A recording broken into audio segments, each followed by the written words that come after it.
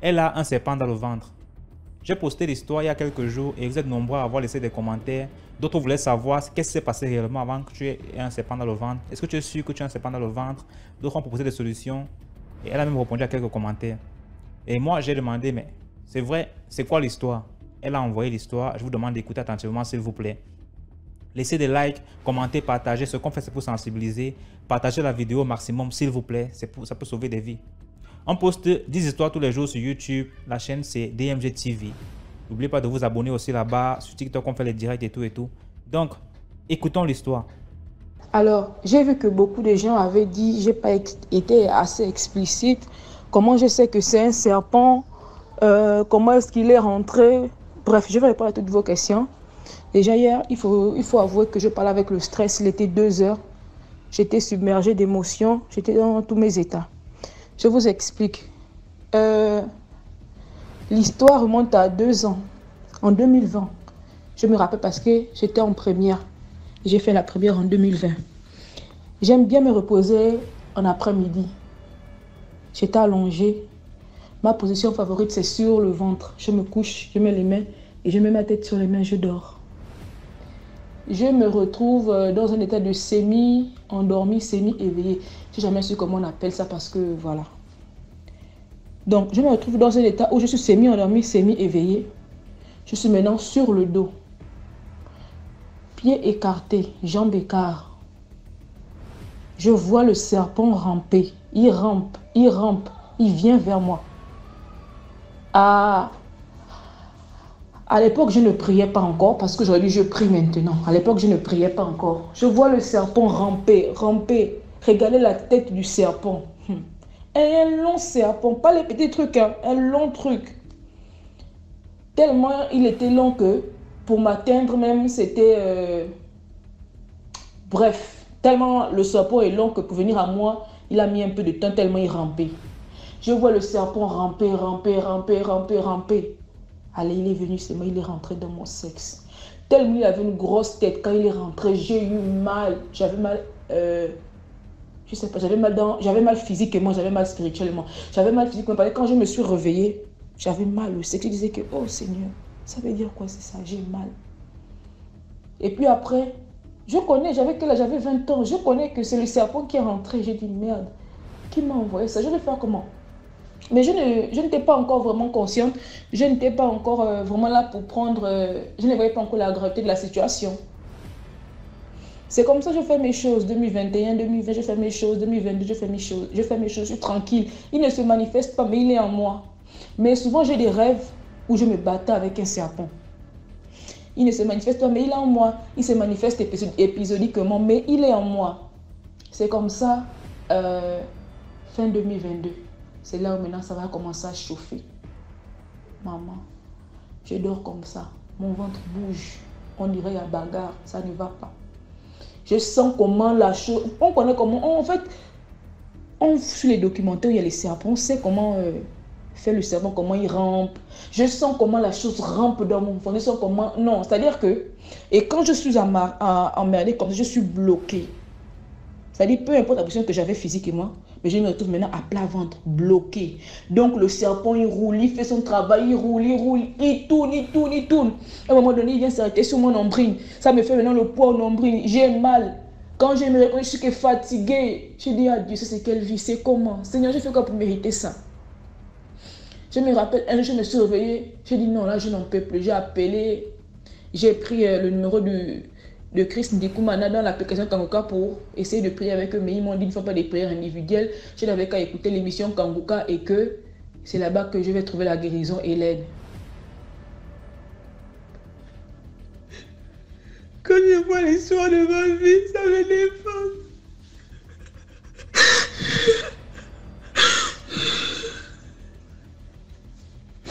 Quand je vois la peur que je vis là, ça me dépasse.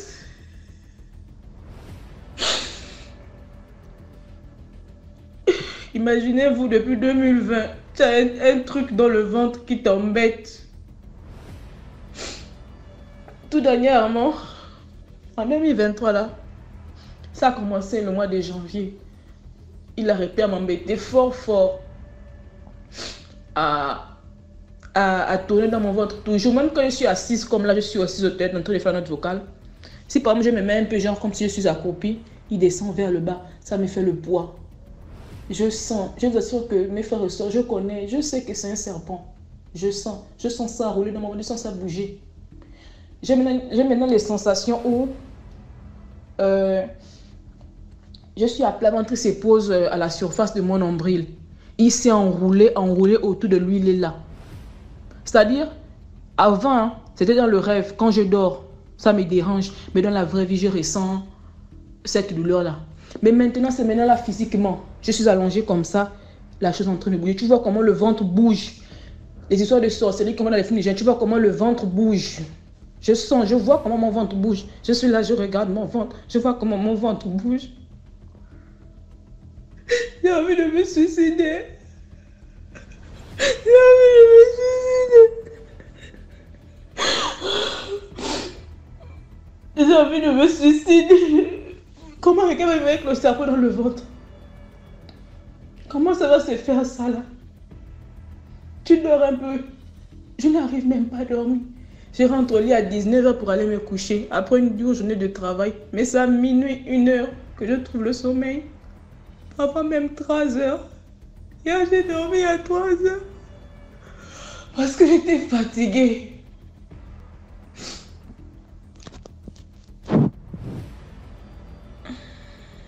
Je suis en train d'aller lire les commentaires des gens sur la page Facebook pour venir répondre. Donc c'est un peu ça. Je n'ai pas fait un fétiche. Vous sortez avec le mari d'un homme ou non. C'est la sorcellerie familiale. Je suis victime de la sorcellerie familiale. Je vis beaucoup des attaques. Souvent je suis là allongée. Je sens comment on me bloque. Ce qui se passe avec mon corps, je ne sais pas. D'où j'ai même décidé de me cacher chez Dieu parce que c'est le seul qui peut me protéger. Je n'en peux plus. Hier là, je dis que non, je n'en peux plus. J'étais en train de crier dans toute la maison. Je suis fatiguée. Je ne connais pas la route des marabouts. Je n'ai que Dieu. Aidez-moi, s'il vous plaît. J'avais maintenant les idées de prendre le couteau enfoncé dans mon ventre pour que la place où le serpent la bouge. Si quelqu'un a la solution, s'il peut m'aider. Si c'est un praticien, s'il peut me dire ce qu'il faut faire pour que ça sorte, je vais le faire. Je suis fatiguée, je suis dépassée. J'écoute Kangouka tous les jours. Je suis répartie dans la première émission de Kangouka. J'ai vu des gens qui me demandent comment je suis sûre que c'est le serpent. Je vous dis que j'ai vu ce serpent. J'étais allongée, jambes écartes, j'ai voyé ce serpent rentrer. Mais à l'époque, je ne priais pas. Je ne priais pas, ce qui fait que non, le serpent rentre, j'étais là, je regardais, mais je ne pouvais pas bouger, c'était quelque chose de spirituel. Parce que si c'est physiquement, je pouvais bouger. Ou même dans le monde, si spirituellement on m'avait permis de bouger, je pouvais bouger. Mais je ne pouvais pas, c'est-à-dire je suis bloquée contre le lit. Et jambes écartes, le serpent en train de ramper. J'ai regardé le serpent ramper et il est rentré. Moi, c'est comme ça que le serpent est rentré. Je sais ce que j'ai vu, je sais ce que je dis, je ne peux pas mentir. Non, je suis désolée, je ne peux pas mentir, je ne peux pas pleurer, je ne peux pas inventer une histoire pour passer sur l'émission de DNJ TV. J'écoute ces histoires, mais je n'aurais jamais imaginé qu'un jour je pouvais venir parler de mon histoire là-bas. Si je pense que l'affaire est trop grave. Je n'ai pas fait les fétiches, je ne suis pas allée chez un homme, je ne sais même pas. Je n'ai rien fait, je suis victime de la sorcellerie familiale. Fin, c'est de ça qu'il s'agit. Les commentaires sont tellement beaucoup que j'arrive même pas à lire, mais bon, j'espère que j'ai répondu à vos questions. J'espère que j'ai répondu à toutes vos questions, mais je sais que ça va aller. Je prie un Dieu vivant. Je sais que Dieu va me sortir de cette situation. Dieu ne m'a jamais abandonné. Dieu ne m'a jamais abandonné. J'ai tellement de bonheur à vivre. Il ne permettra pas que je me suicide. Peu importe la difficulté, je vais surmonter. Je suis une femme forte. Si je ne connais pas de façon, si je n'ai rien fait, je vivrai longtemps. Et je raconterai la gloire que j'ai vécue à travers ce témoignage. Mais si je fais un truc, je vais mourir avec ce cerveau. À l'instant où je vous parle, je sens comment la chose bouge dans mon ventre. Je suis traumatisée. Je me demande ce que j'ai fait pour mériter ça. J'ai tellement honte que je n'arrive même pas à en parler. Parce que je me dis, on va se moquer de moi. Que, oh, regardez, c'est là le serpent dans le ventre. J'ai tellement honte. À l'instant où je vous parle, la chose bouge dans mon ventre. Je me demande ce que j'ai fait, Seigneur.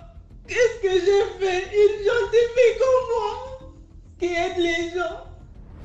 Qu'est-ce que j'ai fait? J'ai fait ça à qui? Pour souffrir comme je souffre là. La nuit, je ne dors pas. J'ai honte, je suis traumatisée. La nuit, je ne dors pas. Imaginez-vous un seul instant. Imaginez-vous. Tu as le serpent dans le ventre. La nuit, je ne dors pas. Eh Dieu, eh Dieu. Tout le temps, j'ai les envies de suicide. J'ai envie d'enfoncer le couteau dans mon ventre. En tout cas, j'espère avoir répondu à votre question. À vos questions, c'était mon témoignage. Voilà un peu ce que c'est de vivre avec un serpent dans le ventre. Continuez à proposer vos solutions en commentaire. Je vous ai dit la dernière fois que tous ceux qui interviennent ici là, ils lisent les commentaires. Et si vous avez quelque chose à dire, faites-le dans les commentaires s'il vous plaît. Comme ça, elle viendra aussi lire et saura qu'elle choisit. Voilà.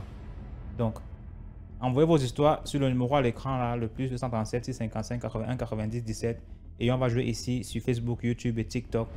Donc, merci, on se prend bientôt pour une nouvelle histoire.